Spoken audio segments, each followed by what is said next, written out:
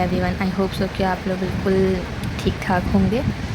तो आज मैं जो बुक आज आप लोगों के साथ शेयर करने वाली हूँ वो बुक है अर्थ के ऊपर, और इसमें मुझे काफ़ी इंटरेस्टिंग फैक्ट्स और चीज़ें दिखी, तो मुझे लगा आपके साथ शेयर करना चाहिए। अच्छा, इसके जो कंटेंट में ना मैं आपको पहले अगर दिखाऊं तो वो बहुत मज़े का। उसमें अर्थ के बारे में, प्लेनेट के बारे में, उसके साइड के उसमें क्या क्या चीज़ें हमें मिलती हैं उसके बारे में, उसके एटमॉस्फेयर के बारे में और फेस के बारे में, उसके लैंड्स के बारे में इस बुक में डिस्कस किया हुआ है। उसको हम देखते हैं क्या क्या चीज़ें हैं। पहले तो जो मैंने इस फर्स्ट पेज पर एक पिक्चर दी हुई है वो अर्थ की दी हुई है कि अर्थ के बारे में मैंने बताया हुआ है कि अर्थ एक बॉल की तरह होता है और इसमें पानी से ज़्यादा जो उसका रेशो है पानी का ज़्यादा है और ज़मीन का कम है और उससे घिरा हुआ होता है। और यहाँ पे हम बाहर स्पेस से देखें तो हमें क्लाउड्स, ज़मीन और पानी सब दिख सकते हैं। तो इस पेज पे फ़िलहाल उन्होंने यही। नेक्स्ट पेज पे जब हम आते हैं तो हमें दिखता है टर्निंग अर्थ। इसमें उन्होंने यहाँ पे ये बताया हुआ है कि जस्ट लाइक 24 आवर्स तक जो है हमारी ज़मीन है वो रोटेट करती रहती है, एक बॉल की तरह की होती है ये। और जिस तरफ सूरज की रोशनी पड़ती है वो आपके पास दिन का होता है, जिस तरफ अंधेरा होता है उस तरफ जो है रात का होता है। तो फिलहाल ये कुछ इतना ख़ास नहीं था इस पेज पर। अच्छा ओके, अब जब हम नेक्स्ट पेज की तरफ मूव करते हैं तो वो हमारे पास आता है, जो हेडिंग है वो है इनसाइड द अर्थ। इसमें हमें बताया हुआ है कि अर्थ जो हमारा ग्लोब है उसमें अगर इसको हम हाफ क्वार्टर करते हैं तो हमें क्या कौन सी लेयर्स मिलती हैं। जो इनर मोस्ट हार्ट लेयर होती है ज़मीन की वो होती है कोर, और उसके ऊपर जो लेयर आती है वो होती है मेंटल, एंड देन सबसे टॉप मोस्ट जो होती है वो क्रस्ट होती है। क्रस्ट वैसे तो बहुत दोनों लेयर्स के मुकाबले में कम पतली होती है, बट ये कि कुछ जगहों से वो मोटी भी होती है। मेंटल में लावा की लेयर होती है, से भरा हुआ होता है ये।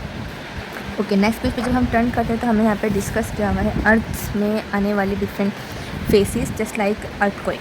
उन्होंने यहाँ इस पेज पे अर्थक्वेक को डिस्कस किया हुआ है। अर्थक्वेक ऑब्वियसली जो अर्थ के अंदर एक हॉट सिरप होता है जो हर वक्त मूव करता रहता है, जिसकी मूवमेंट से कभी कभार ऐसा होता है कि जो ऊपर की क्रस्ट होती है वो प्रॉपर मूव कर जाती है, उसमें क्रैक्स आ जाते हैं और जिसकी वजह से ज़मीन में जो है ऊपर नीचे हो जाती है। अच्छा, अब इस पिक्चर में दो तरह के अर्थक्वेक की मूवमेंट की डायरेक्शन दिखाई हुई है। एक तो उस वक्त जब आपके पास कोई मूवमेंट हो और वो जो हमारे दो अर्थ के पीसेस हैं वो ऊपर नीचे मूव कर जाए, यानी कि नॉर्मल रेंज से ज़मीन का हिस्सा नीचे की तरफ मूव कर जाए। एक तो ये हमारे पास इस तरह की भी अर्थक्वेक का साइड इफ़ेक्ट हो सकते हैं।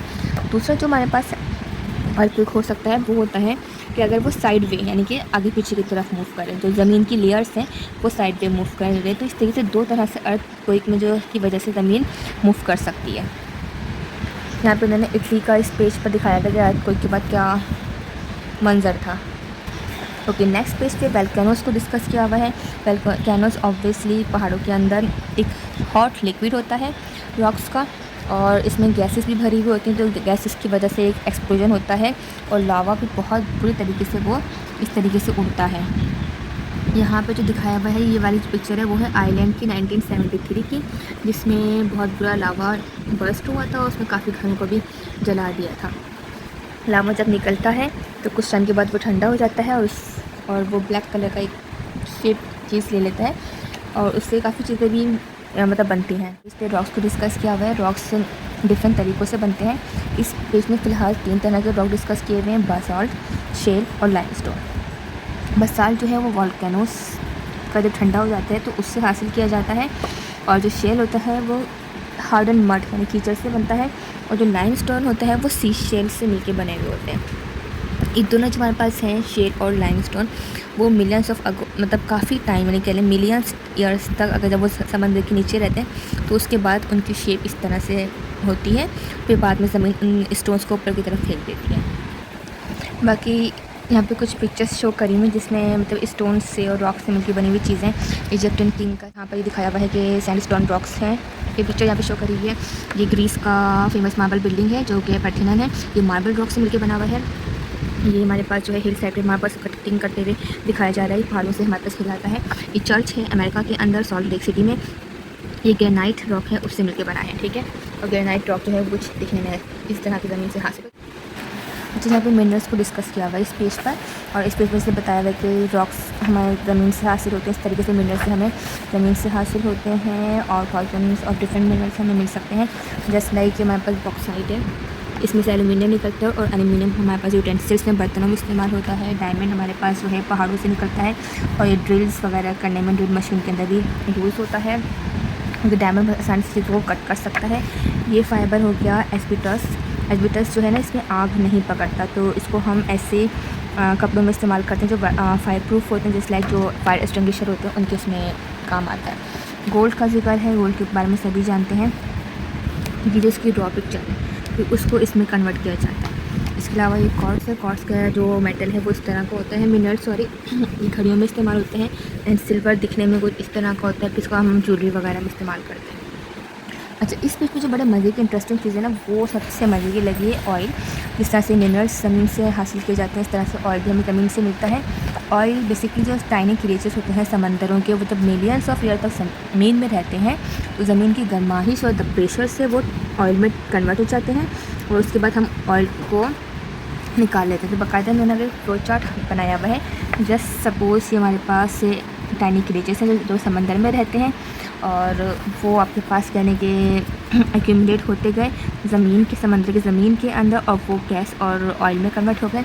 उसके बाद जब वो यहाँ पर गैस और ऑयल के अंदर शिफ्ट हो गए तो वो आहिस्ता आहिस्ता ज़मीन से ऊपर आने लगे और फिर उनको यहाँ पर अल्ट्रासोनिक वेव्स के ज़रिए, सोनिक वेव के थ्रू साइंटिस्ट ने हम लोगों को ट्रैप किया। ट्रैप करने के बाद एक प्रॉपर मशीनरी के ज़रिए उसको यहाँ से पाइप उसको ड्रिल किया गया ताकि वहाँ पर ऑयल और गैस निकाला जा सके।